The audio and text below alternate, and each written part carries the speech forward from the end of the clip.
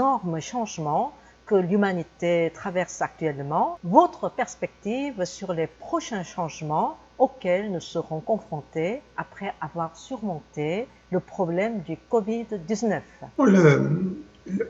Le grand événement, c'est la prise de conscience mondiale de ce que nos destins étaient interdépendants. C'est-à-dire nous dépendons de notre voisin, et puis d'un pays à l'autre, nous sommes totalement interdépendants. C'est-à-dire que je pense que l'humanité tout entière a pris le sentiment de cette unité. Il y a eu dans le monde auparavant des pandémies. C'est pas la première fois dans l'histoire de l'humanité, mais c'est la première pandémie à l'époque de Internet et de la couverture médiatique instantanée. Donc ça nous donne ce sentiment justement que nous sommes tous embarqués dans un même combat, une même difficulté. Bon.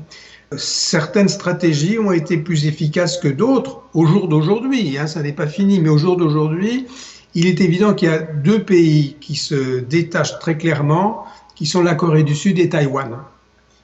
Et en Europe, l'Allemagne. Je pense que Taïwan, la Corée du Sud et l'Allemagne ont réagi très vite parce que ce sont trois pays qui savent ce qu'est le danger.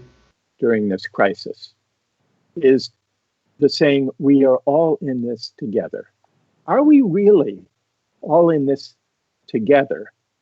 So ideally, the slogan should be true because what it describes, what it gestures toward, is the ideal of solidarity, the ideal of the common good.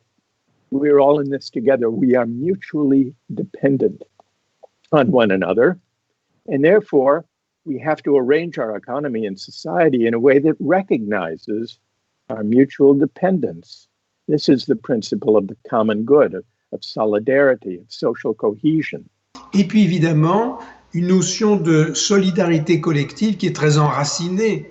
Nous, enfin vous, individus, vous êtes membre d'une collectivité qui vous dépasse. Et que vous avez comme un devoir national de faire bloc avec cette collectivité.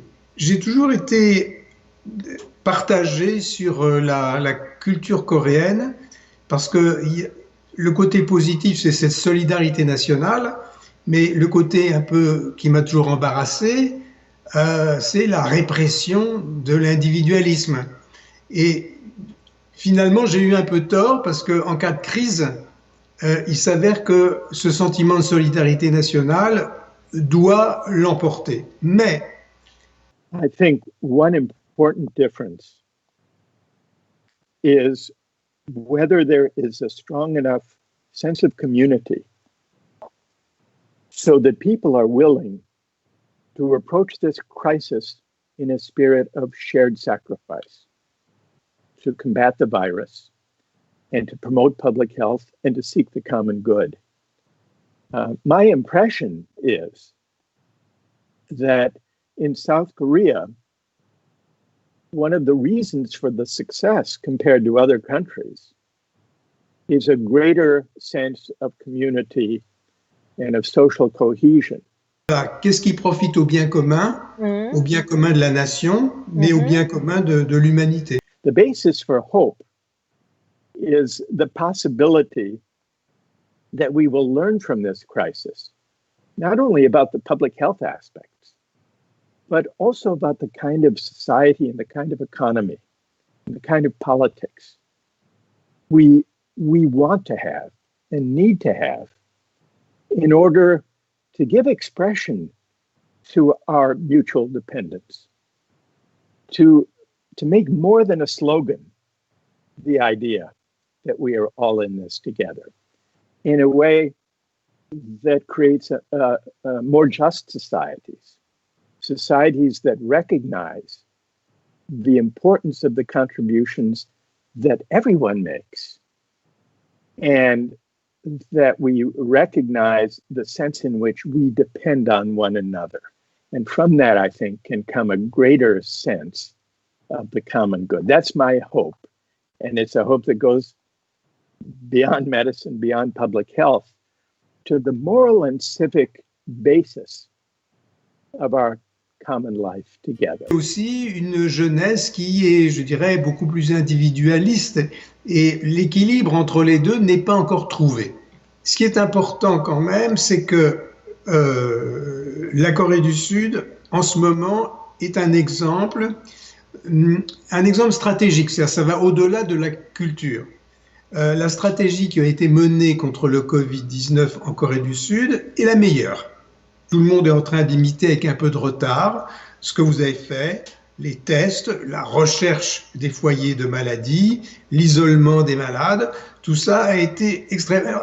Et ce qui est important, c'est cette notion de stratégie. Je crois que la Corée du Sud a beaucoup progressé, je dirais, depuis les années 60, parce qu'il y a le sentiment que la stratégie, c'est important, il faut s'inscrire dans le long terme. Vous êtes dans le long terme et ça, c'est une leçon. Et la Corée du Sud, tout d'un coup, mais apparaît comme une leçon de stratégie politique, stratégie économique et stratégie sanitaire. European countries. But in South Korea, there's been something that goes beyond philanthropy and charitable activity. But voluntary associations and responses from within civil society, independent of what the government has done. For example, landlords voluntarily reducing rent for businesses, small businesses, for shops, and for residents. That's something that is very impressive. And that to someone looking on from the US, I greatly admire. You don't see a lot of that here. And also consumers, perhaps, being willing to pay in advance to keep small businesses or restaurants going. This is very impressive because it arises from within civil society. And it shows a common regard and respect and concern for one another.